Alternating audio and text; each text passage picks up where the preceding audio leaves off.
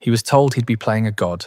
They gave him lines to memorize, a gilded breastplate, a wooden sword painted to pass for bronze. What they didn't tell him was the ending. In every version of this myth, the god dies. And in this arena, the myth was literal. Centuries later, archaeologists pulled this from a drainage channel beneath the Colosseum's wooden floor. A bone fragment scored with marks that don't match any catalogued Roman weapon or any known predator's teeth. A forensic team noted it in a footnote. No one followed up. The gates rose, light hit him like a wall, and with it the smell, old blood baked into sand by a full day of sun. Behind a secondary gate, something massive moved. One of the handlers stepped back. He wouldn't look at him. What happened next was not an execution. It wasn't sport. Rome had a word for it, but the Romans themselves stopped using it within a generation. Because some spectacles were designed to be performed once and never written down. If documented history still matters to you, stay close. But to understand what this man walked into and why 50,000 citizens laughed instead of turning away, we have to go back. Not to the beginning of the games, to the lie that started them. Subscribe to Crimson Historians. We go where the textbooks stop. Here is the version you were taught. In 264 BC, in a cattle market that smelled of dung and smoke, the sons of Decimus Junius Brutus Scaever buried their father with blood. 3 pairs of slaves, armed and told to fight until one of each pair stopped breathing. The Romans called this munus, a duty owed to the dead. Borrowed from the Campanians and Samnites, absorbed into Rome like everything else Rome touched. From there, the story writes itself. Grief became tradition. Tradition became spectacle. Spectacle became state policy. By the time the Colosseum opened in 80 AD, death was Rome's most reliable public institution. A clean arc, piety to bloodlust. It fits neatly into a chapter heading. And that's the problem, because clean stories in Roman history almost always mean someone edited them. Livy records that the funeral games of 264 BC drew a crowd far larger than a private ceremony could explain. The Forum Boarium was a cattle market, no seating, no stage, yet thousands appeared, as if they knew what was coming, as if this wasn't the first time blood had been spilled for an audience in Rome, just the first time anyone wrote it down. One more thing, the Brutus family's funeral archives were among the first Roman documents to be selectively edited by later historians. Small changes, dates adjusted, names omitted, the kind of revisions that only matter if someone is controlling a narrative before it's been finished. Most people stop listening here. That's why history keeps lying. But the lie isn't in the dates, it's in the motive. Because the textbook version says, Rome stumbled into arena violence. What if it didn't stumble at all? By the 3rd century BC, the Senate had a problem it couldn't solve with legions. Rome's population was outgrowing its capacity to feed, employ, or contain it. Veterans returned from wars, expecting land that didn't exist. The urban poor packed into apartment blocks that collapsed so often, the city kept permanent rubble-clearing crews on salary. The Senate didn't stumble into blood sport, they architected it. The Ludi Romani, religious festivals for Jupiter, were retrofitted with gladiators, not because crowds demanded it, but because the Senate needed a ritual that made obedience feel voluntary. And in the center of it all, men killed each other, wearing the armor of Rome's conquered enemies. The Samnite with his heavy shield, the Thracian with his curved blade. Every fighter was a political cartoon, and every time one fell, the crowd was rehearsing Rome's supremacy. The arena was a loyalty oath performed in blood. Imagine the experience from the stands. You arrive at dawn. The air is cool, tinged with animal dung drifting up from below. Vendors push through selling olives, garum at twice the price. Children run between rows. It is, in every measurable way, a day out. Below your feet, separated by 15 feet of stone and sand, a man in painted armor is learning that the animals have not been trained, that the wooden sword will not be replaced, that the second act he was promised does not exist. He can hear your laughter through the floor.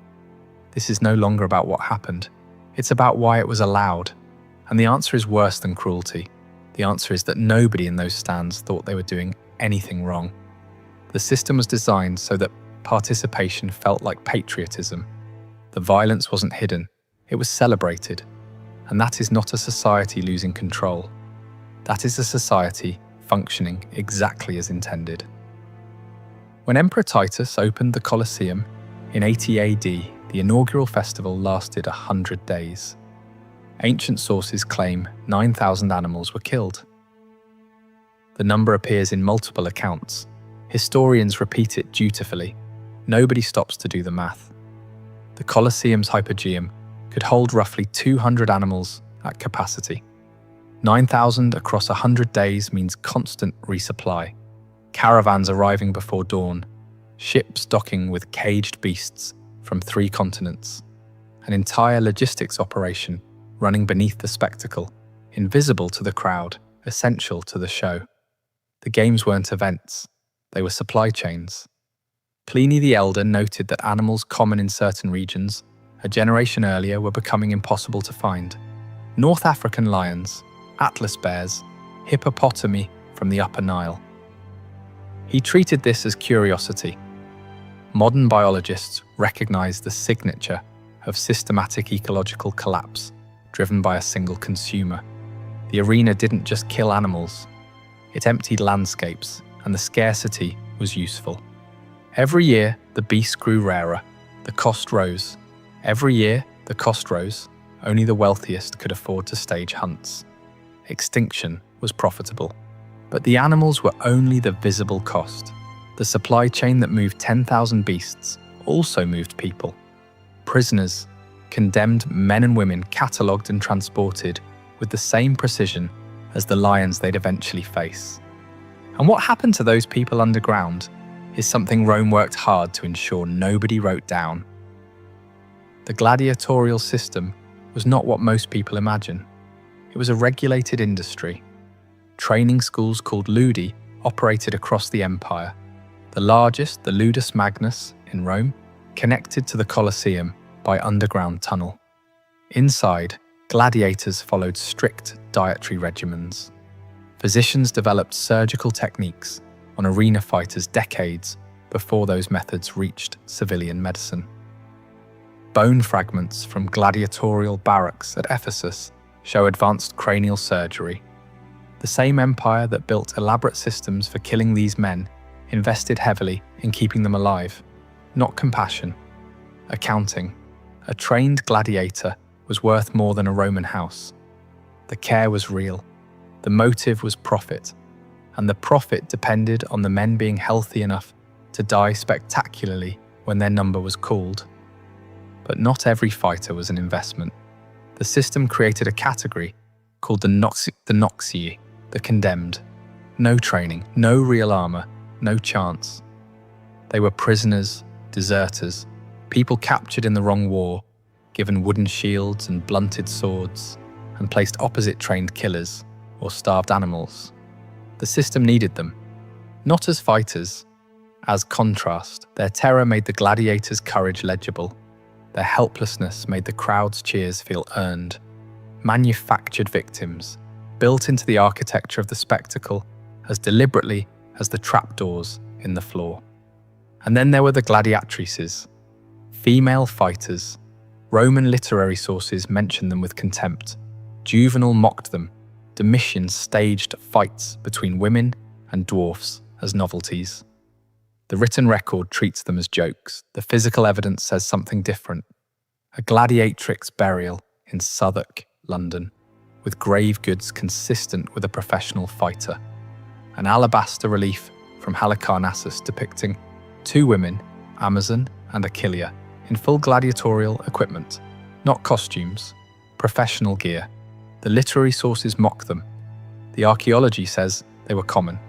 Someone was lying. And when you find that gap between what Rome wrote and what Rome did, you've found where the real story hides. Everything you've heard so far is what Rome was willing to put on record. What comes next is what they tried to erase. The morning belonged to animal hunts, the afternoon to gladiators. But the midday slot, when casual spectators left for lunch, belonged to something the schedule listed, but the histories rarely describe. Damnatio ad bestias, condemnation to the beasts.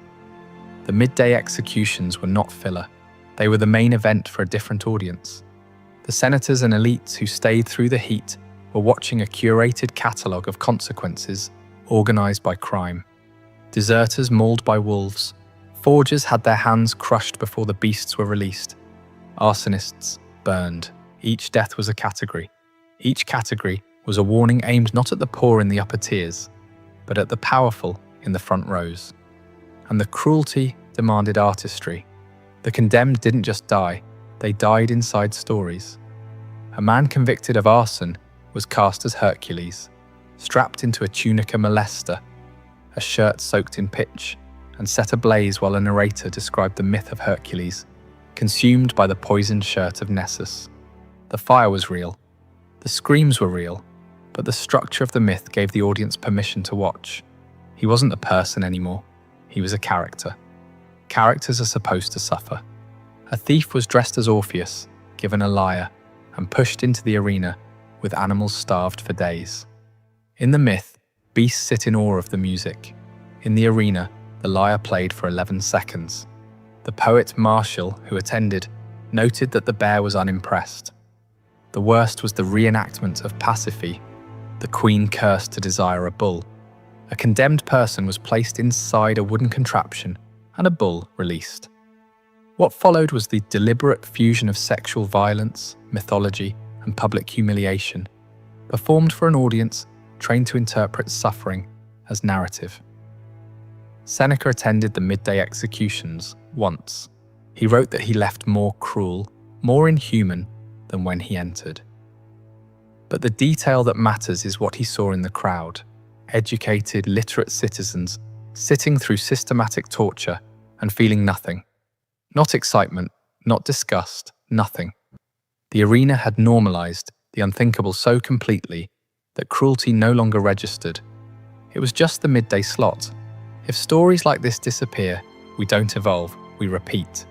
But Seneca only saw what happened above ground, what happened beneath the arena, in the hypogeum, in the corridors where prisoners waited listening to the deaths before theirs. That is what Rome tried hardest to keep out of the record. The Colosseum's hypogeum was not a basement. It was a machine. 36 trapdoors, hand-cranked elevators lifting animals and people from darkness in seconds, corridors wide enough for 2 carts, drainage channels angled at precise gradients to move blood away from the surface fast enough to keep the schedule running. Recent excavations revealed what the literary sources never mention. Graffiti scratched into tunnel walls by people who never left, tally marks, names, crude drawings of animals observed through cage bars. These were not the words of criminals. They were evidence left by people who had time to think about what was coming and chose to prove they existed. Some waited hours, some waited days. They could hear the crowds above, the beasts in adjacent cages, the mechanical grinding of elevators lifting the previous victim into position. Every death before theirs was an audition for their own. The waiting was part of the design. The bone from the opening. Analysis showed the score marks were made in sequence. Animal teeth first, then a bladed metal instrument applied after death. Not a fight,